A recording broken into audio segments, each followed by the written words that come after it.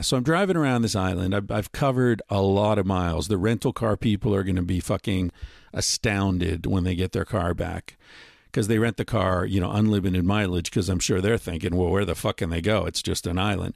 Well, I've gone everywhere. Believe me, I've gone in every fucking back canyon and twisty little tiny road everywhere on this island pretty much.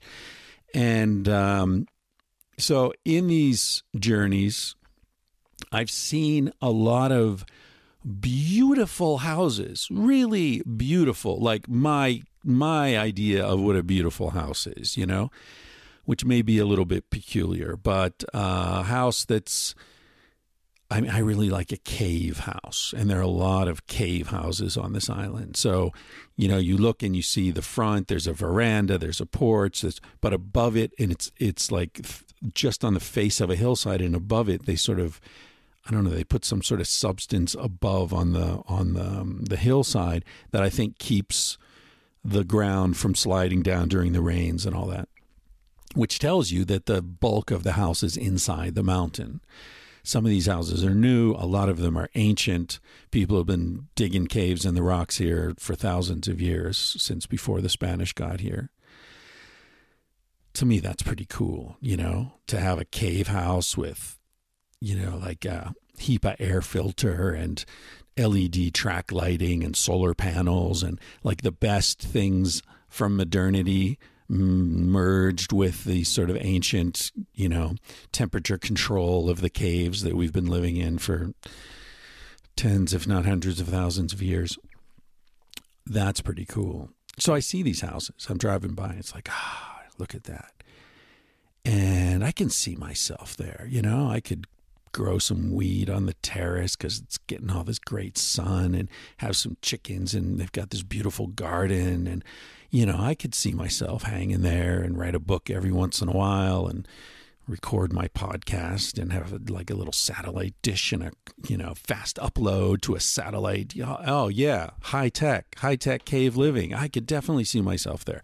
So, but then I start thinking, yeah, but do I really want to be living in some little village in the middle of nowhere where I'm the only foreigner within, 40 miles, and everyone knows all my shit, and when I'm not here, somebody's got to watch my house, and I can't leave when the garden is growing because someone's got to take care of the garden, or I'm going to have to pay someone, and then what's the point of paying someone to take care of your garden, and you're not even there to eat the shit that you're growing, and then you just start going around in circles.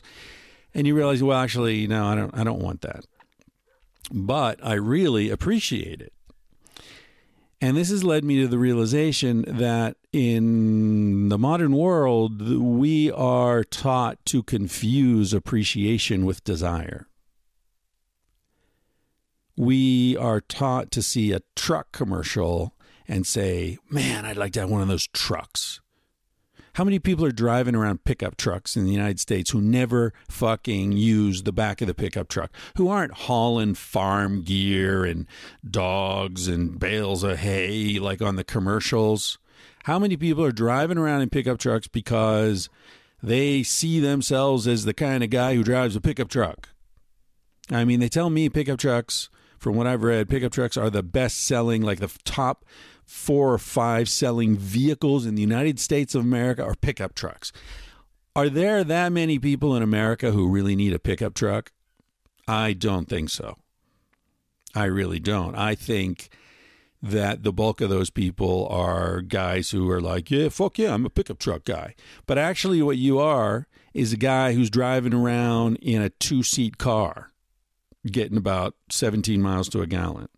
That's who you're a fucking sucker is who you are, because you've got less seat space than a goddamn Prius, and the bulk of this shit that you're paying to lug around is just a big empty box in the back. That's what I think. That's what I would be if I bought a fucking cave house on Gran Canaria, right? It's confusing appreciation of something with wanting to invite it into your life, wanting to make it part of your life. So I see a friend who has a beautiful kid. I've got a lot of friends who have beautiful kids, 1-year-old to 20 years old. And I'm astounded. I love it. I think it's fantastic. I admire them. I admire the work they're putting into it. I admire the love. I admire their strength and vulnerability and all the shit that they're facing, both literal and figurative. I love it. I think it's fantastic. Do I want to have a kid? Fuck no. Fuck no. Hell no. I mean, I'll babysit for a while, you know? Dogs. I see a guy walking around with a cool dog, and you look at the dog and like, what a cool dog. He's chill. He's confident. He just kind of cruises along with his dude. And I'm like, yeah, I want to be that dude. I want to have a dog. No, I don't. I don't want to have a fucking dog. I love dogs. Do I want to be a guy with a dog in my life? Fuck no. My whole life would be impossible if I had a dog or if I had a kid.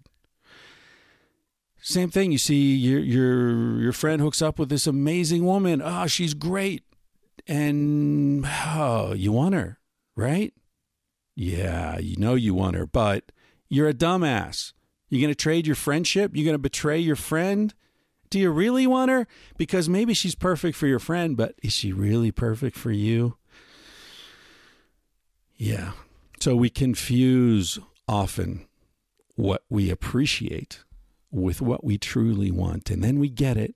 And then we find out we didn't really want it. We just appreciated it.